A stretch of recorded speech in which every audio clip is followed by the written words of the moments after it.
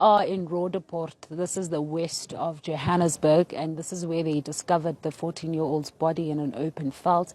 We know that the community or a person who was passing by was the first one that saw her remains, and they would then ask around who this person is, and that's when the community all went to try and figure out who that 14-year-old was. They would later then discover that it is Lekhona Force, and I'm now standing with the uncle who was the first also on the scene from the family side of things to try and discover who it was, or if in fact it was the niece. So malume mongasichazela nje manifika lapha nifice kwenzakalani? Thina sifike sekugcwele abantu be-community vele sacela ukubona umzimba, saya vela vuma amapolisi ukuthi simbone. Xa sifika nguye ulikhona,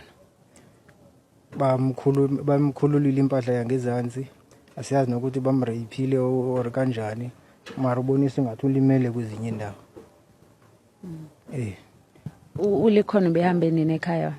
Bathi izolo lethi, but mina bendingekho, bendise eDavid ndiva ngomagogo ngabo past 2 endifona sendilapha eRoodepoort uba mandikhawuleze ndifike endlini ndicheck ulikhona uba ukhona na.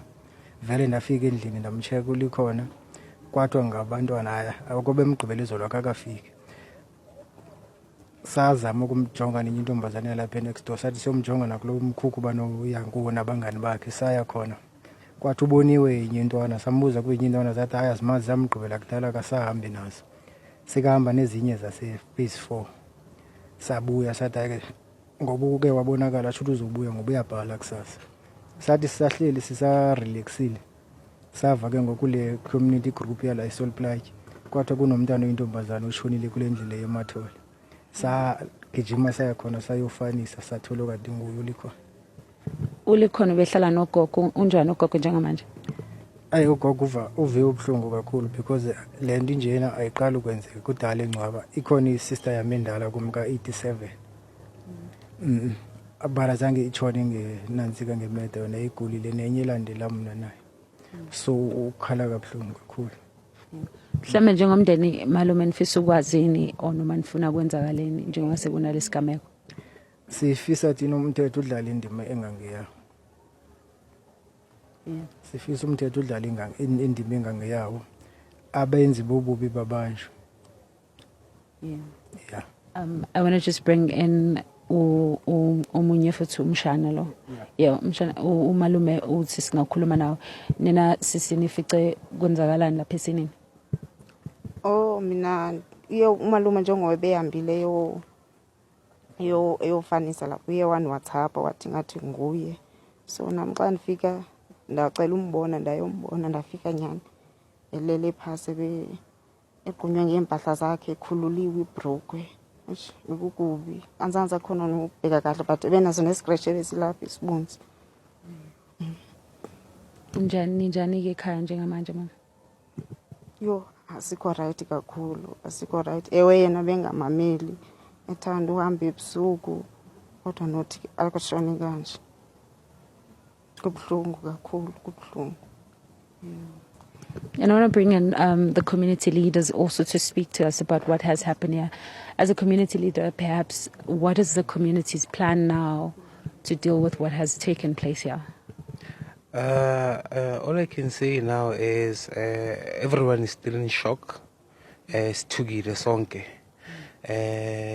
Mina nami bengihleli endlini ngibuye emsebenzini, bangifonela, abanye bangilanda. So mina sengicalile manje ukuthi okay, asispreading le ndaba le esumphakathi, sisukume ngeenyawo because sinabantwana nathi la eDurban Deep, and into esoma iyenzeka manje seyenzeka kulabo abancane iyasithusa. So ngizocela umphakathi wethu la sonke sisukume sizame ukuthi yona le case imele ngeenyawo, namaphoyisa ngicela wona ukuthi bazame kakhulu ukuthi basincede ukuthi kutholakale abantu abayenzile lento le. Yeah. And usakhuluma ngabantu abayenzile, malume ikhona into enisolayo ukuthi kwenzakaleni? Okwamanje asiyazi asikasoli into, kodwa nabonakala ngathi ubulewe ngumuntu obulewe, ukuthi kanjani asiyazi, or abangane or yini asiyazi. Well, Xoli, briefly, they are explaining that when they got there, they found her bottom half mainly, the one that was naked, and they're saying they don't know if she was in fact raped, but it seems she had scars and she looked as if she was beaten. And at the same time, they're saying that they're not sure what really occurred. There is suspicions, of course, about the fact that she had left home a little late with some friends, so they're not sure if that could be the reason why she had passed away or later lost her life. But there is a community concern about what has taken place here, and they want to stand together. But the family, of course, very distraught about what has taken place, especially the granny that lived with her. Mainly, she's inside, and the family just still seeking for answers and hope. Sacela ukubona umzimba saya vela vuma amapolisi ukuthi simbone xa sifika nguye ulikhona bamkhululile impahla yangezansi asiyazi nokuthi bamreyphile or kanjani mara ubonisa ngathi ulimele kwezinye indawo. Ulikhona behambe nini ekhaya? Bathi izolo late but mina bendingekho bendise Davidton ndiva ngomagogo ngabo past 2 endifona sendilapha eRoodeport uba mandikhawuleze ndifike endlini ndicheck ulikhona uba ukhona na. Vele ndafika endlini ndamcheck ulikhona kwathiwa ngabantwana akobe emgqibelo izolo akakafiki. Sazama ukumjonga nenye intombazane yalapha next door sathi siyomjonga nakulo mkhukhu uba uyankuwo nabangani bakhe saya khona. Kwathi uboniwe yenye intwana sambuza kwenye intwana zathi hayi asimazi zamgqibela kudala kasahambi nazo. Sikahamba nezinye zase phase 4. Sabuya sathi ake ngoba uke wabonakala asho ukuthi uzobuya ngoba uyabhala kusasa. Sathi sisahleli sisa-relaxile sava ke ngokule community group yala eSolplaatje kwathi kunomntana oyintombazane oshonile kule ndlela yemathole.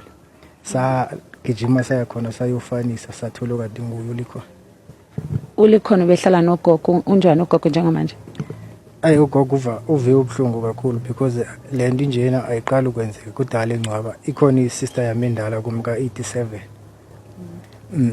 Abara zange itshone ngenantsika ngemlede yona igulile nenye elandela mina naye. So ukhala kabuhlungu kakhulu. Mhlawumbe njengomndeni malume nifisa ukwazini noma nifuna kwenzakaleni njengoba sekunalesigameko? Sifisa thina umthetho udlala indima engangeyawo. Sifisa umthetho udlala indima engangeyawo. Abenzi bobubi babanjwe. Yeah. I want to just bring in omunye futhi umshana lo. Yeah, umshana umalume uthi singakhuluma nawe. Nina sisinifice kwenzakalani lapha esinini? Mina umalume njengoba behambile eyofanisa lapho uye WhatsApp wathi ngathi nguye. So nami xa ndifika ndacela umbona ndayombona ndafika nyani elele phasi egqunywa ngempahla zakhe ekhululiwe ibroke. Ukukubi anzanza khona nokubheka kahle but benazo nescratch ebesilapha isibunzi. Njani ke ekhaya njengamanje mama? Yo asikho right kakhulu, asikho right. Ewe yena bengamameli ethanda uhamba ebusuku kodwa nothi akushoni kanje. Kubuhlungu kakhulu, kubuhlungu. And I want to bring in the community leaders also to speak to us about what has happened here. As a community leader, perhaps, what is the community's plan now to deal with what has taken place here? All I can say now is everyone is still in shock. Sithukile sonke. Mina nami bengihleli endlini ngibuye emsebenzini bangifonela abanye bangilanda so mina sengicalile manje ukuthi okay asispreading le ndaba le esumphakathi sisukume ngeenyawo because sinabantwana nathi la eDurban GP and into eso mayenzeka manje seyenzeka kulabo abancane iyasithusa so ngizocela umphakathi wethu la sonke sisukume sizama ukuthi yona le case imele ngeenyawo namaphoyisa ngicela wona ukuthi bazame kakhulu ukuthi basincede ukuthi kutholakale abantu abayenzile lento le. Yeah. And usakhuluma ngabantu abayenzile malume ikhona into enisolayo ukuthi kwenzakaleni? Hayi okwamanje asiyazi asikasoli into. Kodwa nabonakala ngathi ubulewe ngumuntu obulewe. Ukuthi kanjani asiyazi. or abangane or yini asiyazi. Xolisa kakhulu ngokwenzakala emndenini. Well, Xoli, briefly, they are explaining that when they got there, they found her bottom half, mainly, so one that was naked, and they're saying they don't know if she was, in fact, raped, but it seems she had scars and she looked as if she was beaten, and at the same time, they're saying that they're not sure what really occurred. There's suspicions, of course.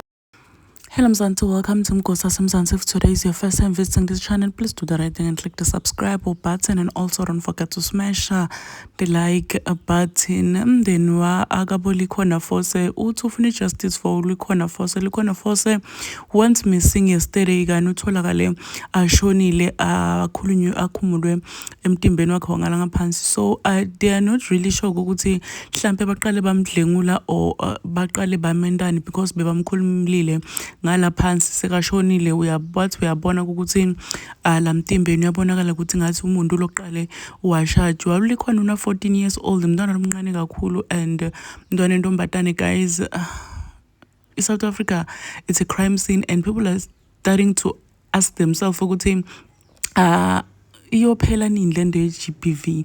Is it really gonna end or kuyochubeka like this isize siyofa? Because this is really sad, guys. Asengaqedi ngisho nokudigest indaba ya Olorato and now this. Guys, this is so sad. Siyaqhubeka sithi justice for Ulikhona. Please do comment what you think below down in the comment section. Don't forget to hit the notification bell so that you can be notified whenever I upload a new video. This is the end of my video. I am signing out. Goodbye.